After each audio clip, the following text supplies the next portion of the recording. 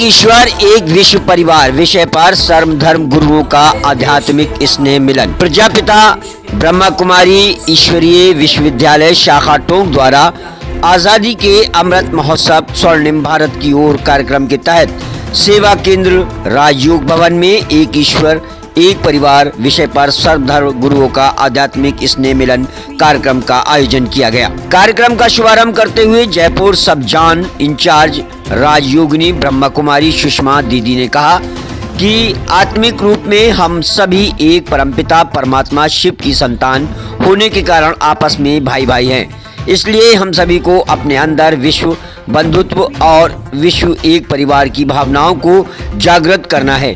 परमात्मा ज्ञान की अमृतधारा से मानव विकारों रूपी मिट्टी गंदगी साफ हो रही है।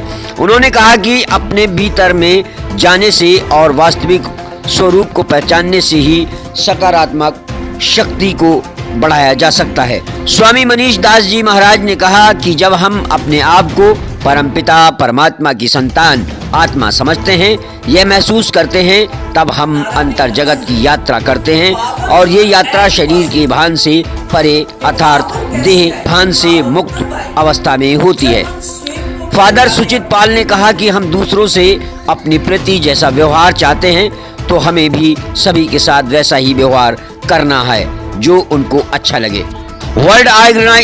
World organization religion and knowledge के जिला प्रभारी मौलाना असगर अली ने कहा कि सतयुग जब शुरू होता है तब भारत विश्व गुरु कहलाता है, वहीं अखंड भारत था।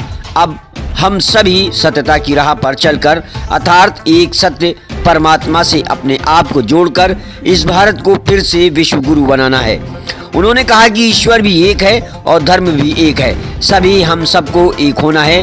उन्होंने कहा कि राजयोग ध्यान का अभ्यास हमको परमात्मा से जोड़ता है। डॉक्टर पंडित पवन सागर जी ने कहा कि आज़ादी के अमृत महोत्सव के दौरान आपने इस प्रकार का संत समागम का कार्यक्रम रखकर कड़ी से कड़ी जोड़ने का कार्य किया है, उसके लिए आप सभी साधुवाद के पात्र हैं। सेवा केंद्र प्रभारी ब्रह्मा कुमारी अपर्णा दीदी ने सभी को ईश्वरीय सौगात व प्रभु प्रसाद भेंट किया। इस मौके पर समाज सेवी अकबर खान, लक्ष्मी नारायण दास जी, हरिवंश शर्मा व विभिन्न धर्मों के प्रमुख आचार्य संत महात्मा एवं धर्म में रुचि रखने वाले प्रबुद्ध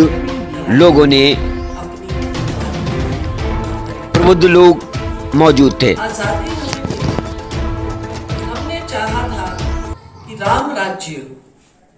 राम राज्य माना जहां सब कैसे हो, सब रमण करते हो। किस में रमण करें? गुणों में, शक्तियों में, प्रभु प्रेम में, आत्म स्नेह में, इसमें रमण करें। लेकिन हम प्रैक्टिकल कुछ और देख रहे हैं। हमने बाहर से आजादी पाई, विदेशियों से कुछ भी नाम दे उनसे आजादी पाई, लेकिन हमारे मन में जो नेगेटिविटी थी, जो कुरीतियां थी, जो हमारे अंदर विषय विकार थे, जो व्यसन थे, जिनसे हमें मुक्ति पानी चाहिए थी, जिनसे हमें आजादी पानी चाहिए थी, वह आजादी हमने प्राप्त नहीं की। तो ये वक्त हमें कह रहा है, सिखा रहा है। क्या आपको ऐसा नहीं लगा? 2 साल हम सब ने क्या देखा, क्या अनुभव किया? 2 साल हम सब अपने अपने घरों में रहे। बांग्लादेश के रूप में सामने आया। ये अंतिम विभाजन है जो हमारे सामने हुआ। इससे पहले जो भारत खंड की सीमाएं थी, कंबोडिया जापान तक हम थे, ईरान अफगानिस्तान तक हम थे, और इधर आप पीछे चले जाइए, पूरा ये आज की 32 कंट्रीज, आज की 32 देश उस भारत के अंदर शामिल थे जिसे हम जम्बू द्वीप कहा करते थे। और ये अखंड भारत हमें चाहिए, और ये हमें मिलेगा कब मिलेगा? जब हम सत्यवादी हो जाएंगे। अब सत्यवादी कैसे होंगे? सबसे पहले तो हमें सत्य प्रभु की शरण में आना होगा। मैंने जो बात बताई, वेद अखिलो धर्म मूलम, धर्म की बुनियाद वेद पर है, तो आज बड़े डरते हुए मैं ये बात कह रहा हूं कि हमसे हमारे धर्म का नाम छीन लिया गया। हमें एक हिंदू लफ्ज दिया गया। देखिए भौगोलिक दृष्टि से, आओ सर यहाँ बैठे हैं, इतिहास हमने पढ़ा, यहाँ भौगोलिक दृष्टि से हर व्यक्ति हिंदू है, मैं भी हिंदू हूं, आप भी हिंदू हैं, लेकिन प्रैक्टिसिंग आप सनातन धर्मी है। शाश्वत धर्मी है, वैदिक धर्मी है, और मैं प्रैक्टिसिंग मुस्लिम हूं। हमसे हमारे धर्म का नाम ले लिया गया। सनातन धर्म का मतलब है सीधा आकाश से आया हुआ शाश्वत धर्म, यानी हमेशा से कायम।